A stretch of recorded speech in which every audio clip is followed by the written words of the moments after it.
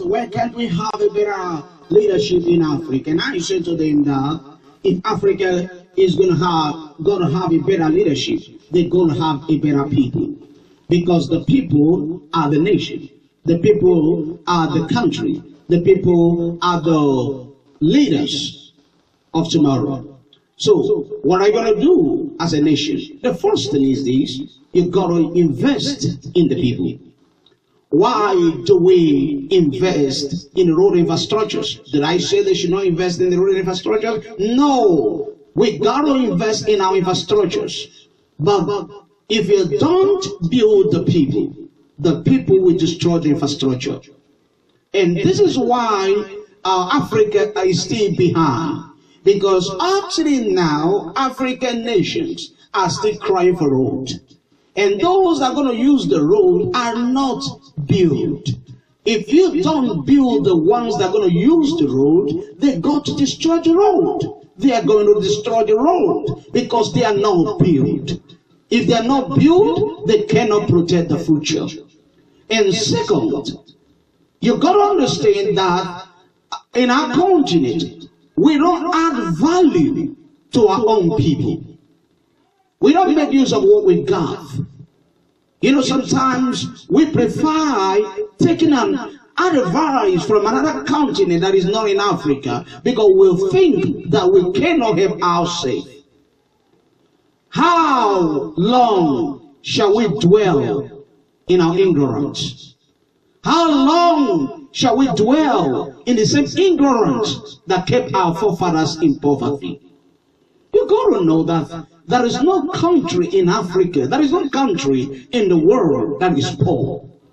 Any country that you ever see that claims to be poor is a country that's still blind. It's a country without knowledge. Because ignorance is poverty. Ignorance is a poverty. Ignorance is blindness. So if any country say that they need a help because they are poor, they don't have much money to sustain themselves, such nation is blind. There is no poor nation. You only have ignorant nation and a blind nation.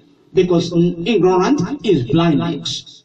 So why do Africans borrow money from Europe? It's because they lack the knowledge of developing themselves. You may never come into the reality of your dreams until you discover who you are, until you discover what you got, until you discover what you carry. So until Africa know what he got and what he carry, he cannot make impact in his world. For example, there is a lot of countries in Africa that are rich. They have enough resources to sustain themselves, but they still borrow. Because of what? Because they're ignorant of what they have. They never know who they are. They never know what they have. And guess what? The wrong people are at the right place. Understand what I just said? The wrong people are the right place. Until the wrong people is out of the place, for the right people to occupy the right place, African problem will never stop. And for example, you got to understand when it comes to our education system is behind. It's far behind. Our education system does not actually have the future. Because when you look at what they stand for, they only train the children. They only train our children to prepare them to get a job. They don't prepare them to create things in our continent.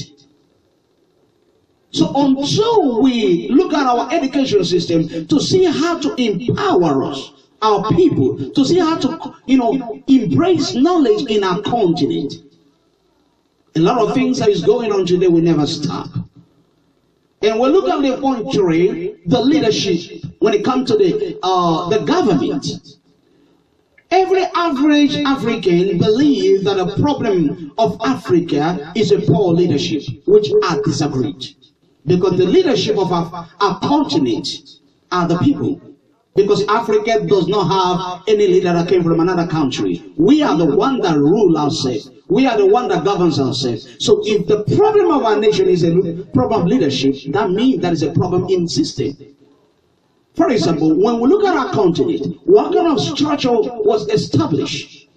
What kind of foundation that was laid in our continent, in our country as a whole? What is the foundation? What is our vision as a people? What kind of life was established for the future generation? Now I say to people, the problem of Africa is not a problem of leadership or producing a better president of a country. Now, you got to understand that every country, every leader of any country is a reflection of the people. So the corruption is not in the government. The corruption is in the system. So it doesn't matter how many government you try to change. The corruption will never stop until the system is changed. The corruption is not in the political office. The corruption is in the system. So if you want to change, if you want to change what is going on in our world, it's not about changing the political office or removing the president from the office. No, we got to change the system. We got to change the structure. Young men are crying and say, oh, the old men have been in the office for a long time. And remember, the old man was once a young man because they were never prepared for the future. And that is why they're messing up. The same way our young men are not prepared for the future. If they come into the office, they are going to do more worse than the old men. So what we need knowledge. We need vision for the future. And we got to change the structure and add value to the human race.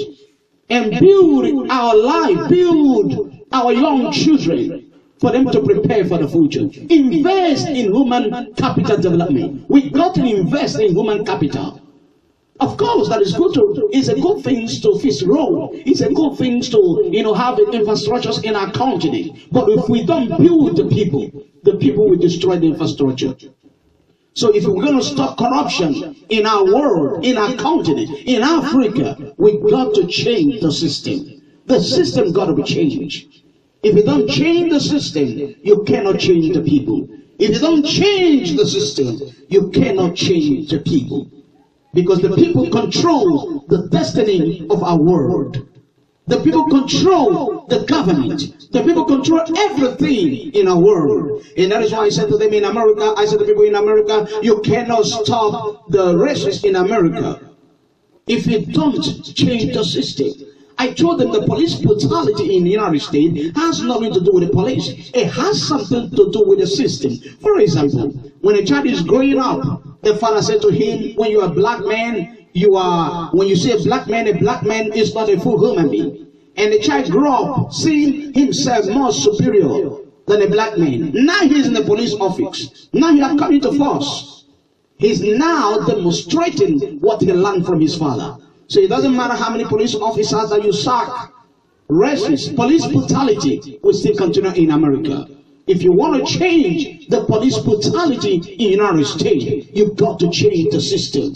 You've got to let people know whether you're black, whether you're white. It doesn't matter the color it doesn't matter the color you are. What matters is this: we are one people. We are one people. We are the origin of humanity. Until they got to be taught that we are the origin of humanity. That we are not different, even though we might have a different color, but we are one people. We are one people, and we gotta let our children know it doesn't matter the color you are, that we only have one race. It is called human race.